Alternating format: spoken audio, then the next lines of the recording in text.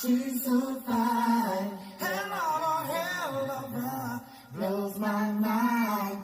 Hell of a lights my day. What's good, guys? This story is coming out of West Valley City, Utah, via the Salt Lake Tribune in an article wrote by Jessica Miller. And I want to thank my good friend Dee Walsh for sending it to me. Video. A West Valley City police officer killed a man inside the police department. It was his third shooting. The last words Michael Chad Breinholt heard were, "You're about to die, my friend." Then a West Valley City police sergeant pulled the trigger. Breinholt's mother, Susan Neese, has seen the final moments of her 31-year-old son's life. The body camera footage from August the 23rd, 2019 shows he was intoxicated at the police department. With his hands cuffed behind his back, he briefly wrestled with two officers. One screamed that Breinholt was grabbing his holstered gun. Sergeant Tyler Longman rushed into the room, made his declaration, and fired. He took the time to think about it, to say those words, Neese said in a recent interview, and then aim and shoot and kill Chad. Watching the video was heartbreaking for Breinholt's family members. That shock deepened when their attorney said this wasn't the first time Sergeant Tyler Longman had shot and killed someone while on duty. It was his third. Chad would still be here today had something happened to that officer, his brother Chase Breinholt said. If he could have been put on some other duty or let go, or if there was something put in place after taking the first person's life. Definitely after taking a second person's life. Why is he still carrying a gun? Nearly 2 years after Breinholt died, his family is left with many questions, including, will Sergeant Tyler Longman face charges for the shooting? Salt Lake County District Attorney Sim Gill will make the decision, as he does with all police shootings in his jurisdiction. It's unclear when that will happen or why the legal review has taken so long. There is only one older police shooting case that's still pending. Sergeant Tyler Longman is one of 38 Utah officers who have been in more than one shooting in the past 17 years, according to a Salt Lake Tribune database, expanded with help from the PBS series Frontline. He is among 6 West Valley City officers, both current and former, who have fired more than once. West Valley City's Incident Review Committee determined Sergeant Tyler Longman didn't violate policy and he's back on duty after being on administrative leave, which is standard protocol after a police shooting. His actions were also defended by Utah's Fraternal Order of Police. West Valley City Police declined to answer questions about the shooting because it is still pending with the DA's office. Sergeant Tyler Longman's attorney also declined to comment.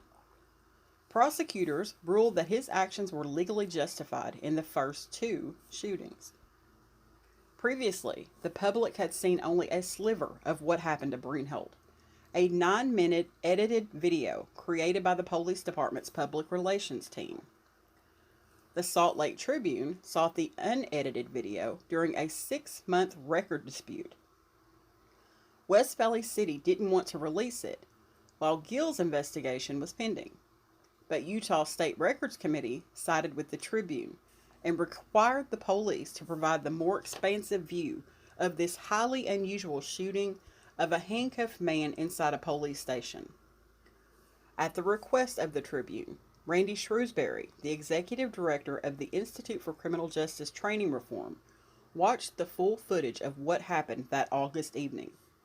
His conclusion: I saw nothing at all for which I believe that this was a necessary shooting. A struggle with addiction. A memorial website includes a video of Breinholt at 17 telling a television reporter what it was like to be a young person addicted to drugs and alcohol. It's a fast spiral, he says. It's a slippery slope, and before you know it, you're stealing from your own family, breaking into houses, breaking into cars, anything you could do to get an hour-and-a-half high. Neese, his mother, told the Tribune that Breinholt struggled after his father died. He was 15. At first, he turned to music to cope. At some point, he started using drugs. He had some run-ins with police for theft and drug possession. Addiction was part of Chad's life, Neese said. Same as with him trying to recover from it consistently and constantly. When Neese thinks about her son, she remembers how funny he was. She remembers him crying in the movie theater while watching The Notebook as a kid, a memory that reminds her of how sensitive he could be. He loved music, Neese said, and exploring his Christian faith. She said both helped him as he struggled with addiction and anxiety. He had been doing really good, she said, the strongest he had been in a few years before he died. He was strongest in his faith and in his music and in community involvement with the rescue mission of Salt Lake City. And that summer, he started to relapse. Neese said she talked with her son on the day he died. They talked about celebrating their birthdays together, and he told her about the treatment centers he was trying to get into and the appointments he had made to help him get sober. He wanted help, she said. The shooting. Breinholt showed up intoxicated at his girlfriend's workplace. Her co-worker called the police. The newly released body camera footage shows Breinholt's girlfriend and co-worker told officers Matt Lane and Taylor Atkin they were mostly concerned for his health because he said he'd taken a lot of pills and his breath smelled like alcohol. It seems like he just wants to commit suicide, his girlfriend told police, later adding, he just said that he took all those pills so he'll die. The officers didn't see Breinholt behind the wheel, but surveillance footage showed he had driven a car. Breinholt blew a blood alcohol level of .162, more than 3 times Utah's legal limit of .05. Lane arrested him. The officer searched his pockets and found no weapons. Breinholt was placed in a patrol car, according to the footage. Officers spent nearly 2 hours with Breinholt in the DUI processing room at police headquarters. Some of it included mundane moments when they filled out papers or waited for help with an electronic warrant. At some points, the officers paid little attention to Breinholt as he cried and asked for help. At others, they threatened to charge him with more crimes. A charge for giving a false name, a felony for this being his 3rd DUI, another felony for destroying police property after Breinholt began chewing on a breathalyzer cord. Breinholt at one moment flopped onto the concrete floor crying, his hands still cuffed behind his back. Lane asked a woman who had been doing a ride-along, "So you still want to be a cop, huh?" She nodded yes. "That's the spirit," Lane said. "That's the West Valley spirit," Atkin, the other officer, said as Breinholt moaned. The officers left Breinholt on the floor for more than 11 minutes as they waited for a medical crew with the fire department to check on him. They told the crew Breinholt took medication, but didn't mention his girlfriend's concerns that he was possibly suicidal. After he was cleared, an officer hoisted Breinholt back into the chair. "You're fine," he said. "Stay right there." Sergeant Tyler Longman wasn't part of the initial arrest, the video shows, but came to the police station because Lane and Atkin were newer officers who needed help filling out electronic warrants. The video shows that Breinholt asked officers to take him to the Huntsman Mental Health Institute, known as UNI, but the officers refused. "I'm not going to sit here all night and play games with you," Sergeant Tyler Longman told Breinholt. "You've already wasted our fire department's time by having them come out for some bullshit, okay? I'm not taking you to UNI. I'm taking you to jail." Not long after that, Breinholt stood and told Atkin, "I have a gun in my pants." The officer laughed. "Good try," Atkin said before telling another officer. "We checked him. Does that count as a threat of violence if he reached into his pants and said, 'I have a gun in my pants'?" Soon after, Breinholt tried to take off his shoe. Atkin then asked him, "Is there a gun in your shoe too?" Moments later, Breinholt stood up again. Atkin grabbed his shirt and guided him back to the chair as Breinholt murmured, "There's a gun in my shoe." Atkin didn't appear alarmed. He told Breinholt to sit down, and "I'll get the gun out." The officer left him there for a moment and came back as Breinholt mumbled, "There's a gun in my seat." "Stay down," Atkin responded, his hand on Breinholt's chest. Atkins decided to take Breinholt's shoe, which Breinholt refused to give. Atkin and another officer, Raymond Wilhelm, then lifted Breinholt out of the chair to take the shoe as Sergeant Tyler Longman stood outside the small room. "Oh fuck, he's got my gun," Atkin yelled. "He's got my gun." The video appears to show Breinholt still handcuffed, with his hand on the officer's gun, as Wilhelm and Atkin start to wrestle with him. The gun was not removed from its holster. Sergeant Tyler Longman rushed into the room, pulling his firearm as he grabbed Breinholt's head. He yelled, "You're about to die, my friend," and fired the fatal shot. It all happened in 6 seconds. One officer, 3 shootings. When West Valley City hired Sergeant Tyler Longman in 2006, he told a detective he always wanted to be an officer. He wanted to do something good for the community, and he respected the job.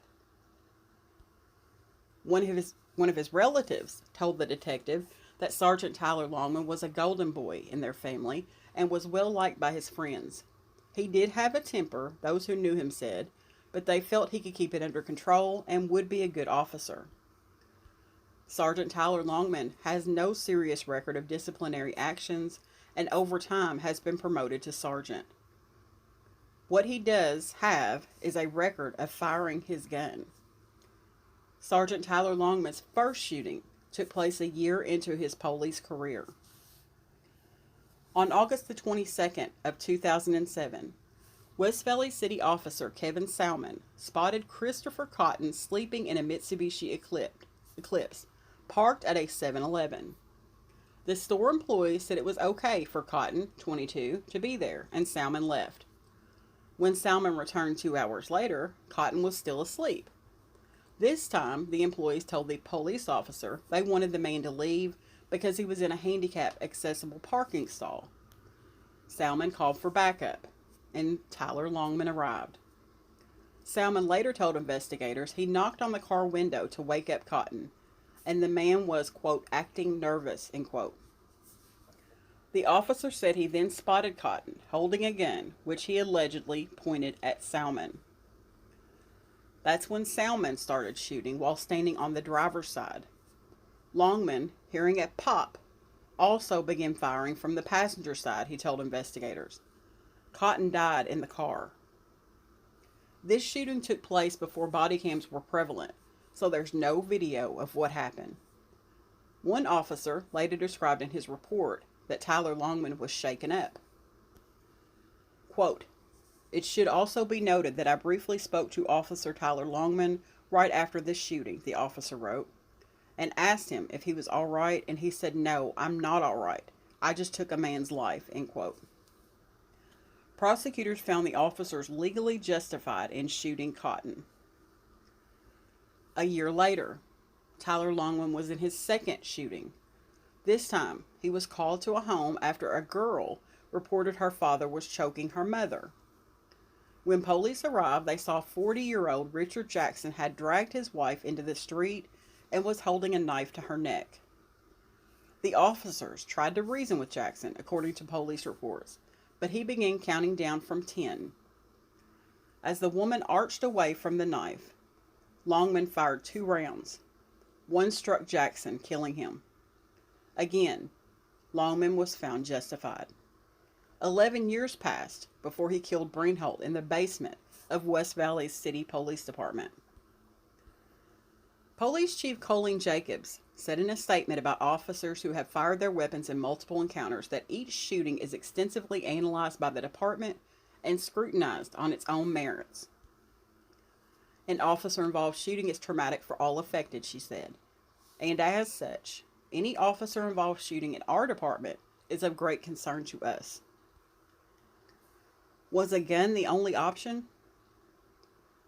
When Shrewsbury, founder of the California-based Institute for Criminal Justice Training Reform, watched the video showing Breinholt's shooting, he questioned why Breinholt was arrested at all and not taken to a hospital instead. That, to me, really overshadows everything else he said.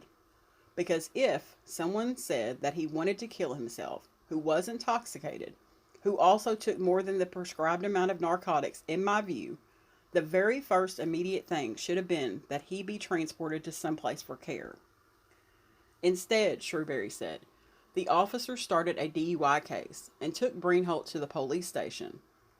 The police expert said he was struck by the absolute indifference he believed the officers showed the man and the total lack of empathy towards someone clearly in crisis. Shrewberry's nonprofit focuses on research on police training and advocating for improvements to that training. In his opinion, lethal force wasn't warranted. This should not have been an issue, he said, where an enormous amount of force, certainly weapon force, would have been required to get a person under control. Shrewsbury said the officers could have moved Breinholt to a holding cell when he started to disobey, or could have stunned him with a taser or pepper sprayed him when he reached for the gun. They could have used brute force to overpower the intoxicated man and get him away from the officer's gun. Sergeant Tyler Longman's attorney, Brett Rawson, declined to comment for this story because the case is pending. Rawson also represents Utah Fraternal Order of Police members. Ian Adams, executive director of the Utah FOP, has seen portions of the video depicting this shooting, and he sees it differently. He said the video shows two officers struggling to get control of the gun and who weren't able to overpower Breinholt, which necessitated a higher use of force. They truly believe their lives were at risk, he said, and they are fighting the suspect to get his hand off the gun, and they still can't do it. Adams said that in training, officers are told there's only one reason why someone would want to take their gun, for lethal ends. You must defend it, he said, as if your life was at stake. He added that Sergeant Tyler Longman saying, "You're about to die, my friend," was the appropriate legal warning to tell Breinholt to stop what he was doing or be shot. An officer is trying to warn someone, he said. Their actions are going to have terrible consequences. I'm going to go ahead and play the video at this point. Of course, I'm going to have to censor out as much as I can to let YouTube even allow me to show it. But I will, as always, link the unedited video in the description box, and you can go and watch it on your own. And I highly suggest that you do so, actually.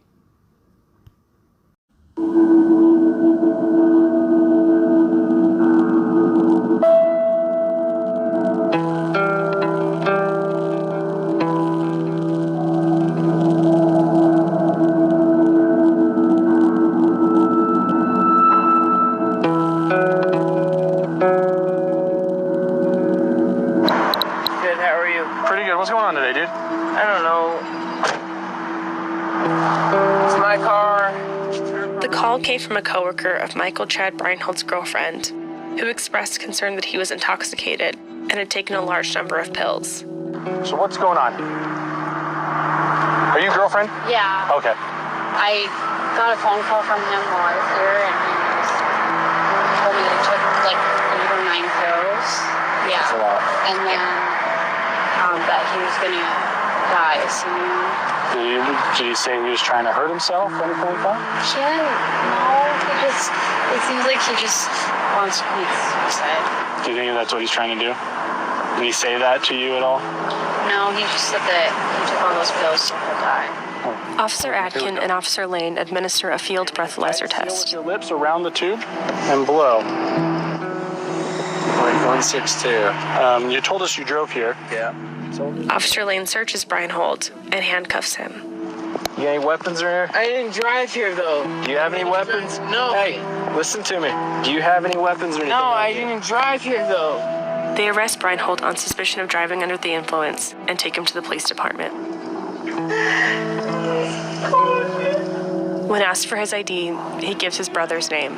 Just as I suspected, you are Michael, and your brother's name is Chase. So that's a Class A misdemeanor for giving somebody else's information to a police officer. That sucks. About 45 minutes later, Breinholt falls to the floor. So a lot of drunk people have peed on that floor. I'm not sure you want to lay there. He's on the floor for more than 11 minutes as the officers wait for a medical crew. Don't worry, The fire department arrives. They determine Breinholt's vital signs are normal, and they leave. The officers don't mention his mental state. That's it. Okay, that's all we need. Thanks for the help. Okay. What do we got? Sergeant Tyler Longman shows up to help the officers process a warrant for Breinholt. What do we got on this cat? So, DUI. Please move it, please. Please move. We informed him it would be a felony DUI, and minutes later his heart started hurting. While in custody, officers threatened Breinholt with a felony DUI and 2 other charges. So probably a true case of felonitis. Yeah. Shortly after, Breinholt says he wants to go to a psychiatric hospital known as Uni. I want to go to uni. Uni? Yeah. Well, maybe So, you can go to uni after Michael, jail. let me tell you this right now, okay? I'm not going to sit here all night and play games with you. You've already wasted our fire department's time by having them come out for some bullshit, okay?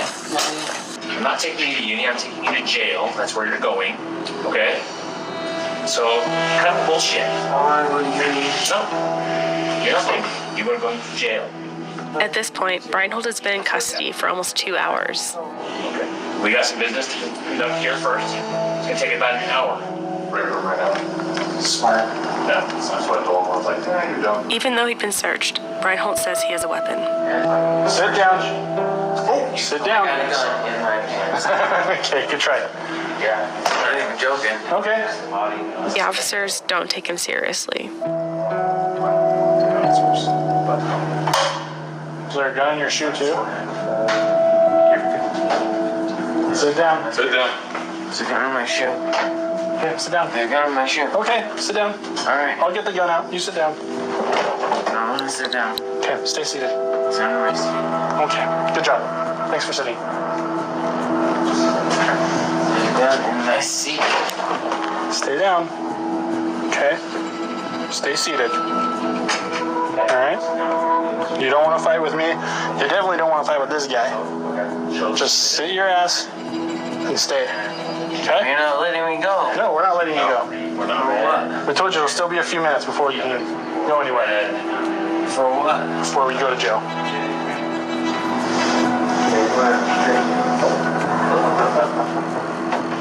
Tell you what, give me your shoe. No. Yeah. Not giving you my shoe. A scuffle ensues. Longman watches. He's done. You're about to die, my friend. Let go of it. Don't grab the gun. Shots fired. You good? Good, medic's dead. Fuck. Shots fired. We're code 4. Out. Lady, door. Out. Save me.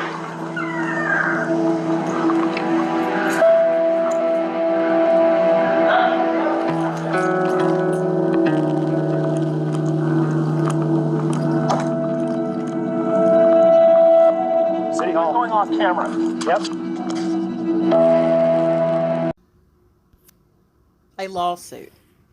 Colin King, the attorney for Breinholt's family members, said they intend to sue West Valley City and Sergeant Tyler Longman, but have been waiting for the DA to decide whether to file charges against the sergeant. King called the shooting an unrighteous, unjustified, and excessive use of force. Chad Breinholt was completely restrained and controlled the moment he was shot in the side of the forehead, point blank by Officer Longman, the attorney said. That use of force was utterly and completely unjustified. He was a young man who was handcuffed behind his back, who had several officers in the room controlling him. If this is an excessive force, I don't know what is. Gill, the district attorney, said in a recent interview that he doesn't know when his office might rule in Breinholt's case. At this time, what I can say is that our office is actively invested and engaged in the matter, he said, but I can't say anything beyond that. He said generally that when his prosecutors do consider these cases, they don't take into account how many shootings his officer has previously been in. Similarly, They don't consider whether someone who was shot at had a previous criminal history. King said he doesn't think a police officer should be taken off the force after one shooting, but he believes more should have been done with Longman before he shot Breinholt. Once you have a pattern established, which I think this is after 2 shootings, at least there should have been some retraining, he said. There should have been some serious investigation. There should have been some discipline. And he should not have been allowed to carry a gun and interact with the public. Sergeant Tyler Longman's supervisors have disagreed. Public records show Sergeant Tyler Longman has not faced discipline for any of the 3 fatal shootings. His disciplinary history is limited to a few warnings after he didn't complete a firearm training as required in one instance in which he hit a concrete curb during a traffic stop. The department's Incident Review Committee cleared him in Breinholt's shooting, finding the use of fatal force was within department policy and the law. The committee did make suggestions about how to process DUI investigations, such as having a more secure room in the police department to keep a suspect while an officer is writing a warrant, but made little mention of Sergeant Tyler Longman's actions. The most critical conclusion involved officer complacency. The committee recommends more training for officers on fight or flight signs and or indicators, like looking at an officer's gun, the 1,000-yard stare, clenching his fist, tying his shoes, pulling up his baggy pants, a report reads. Sergeant Tyler Longman was put on administrative leave after the shooting but returned to work less than 2 months later. Since then, he has unholstered his gun 4 times and used physical force against two suspects, according to use of force reports released to the Tribune. Chad Breinholt's family members, meanwhile, have been unable to find closure as they wait for Sim Gill to decide whether Sergeant Tyler Longman should face charges. Neese wants accountability for her son's death. She wishes Sergeant Tyler Longman would have been disciplined or some meaningful action would have been taken before that August evening when he shot her son. Chad needed help, she said. You look at some of the body camera footage prior to this shooting, and they weren't helpful to him. They contributed to his depression, and the fact that this was Officer Longman's 3rd killing. How is that possible, that an officer can remain on the force and carry a weapon? If you stuck around this long for this video, you are as interested as I am in this case. I do not understand how a man who is on his 3rd killing is not disciplined. To me, it sounds like the Cotton case should have been investigated even further. Not to mention the 2nd case. I mean, what in the Sam hell is going on in West Valley City, Utah? I'd like to know your opinions in the comment section, but please keep it respectful. And I'm going to state mine. I think the officers were extremely rude to Chad Breinholt. I think they poked fun at him. I think they ridiculed him and made a mockery of him. And all of that looking back now, I can only imagine how his mother feels watching that video. To know that her child was in pain and wanting to go to help, and they were making fun of him and picking with him. And I think that's shameful as a police officer. That conduct it should be frowned upon. There was nothing funny about that situation. And it seems like they definitely took advantage of it to turn it into an amusing moment for them. So, yeah, let me know what your opinions are in the comment section. And like I said, I will link the unedited video in the description box for you to go and watch. Thanks for watching, guys. I appreciate it.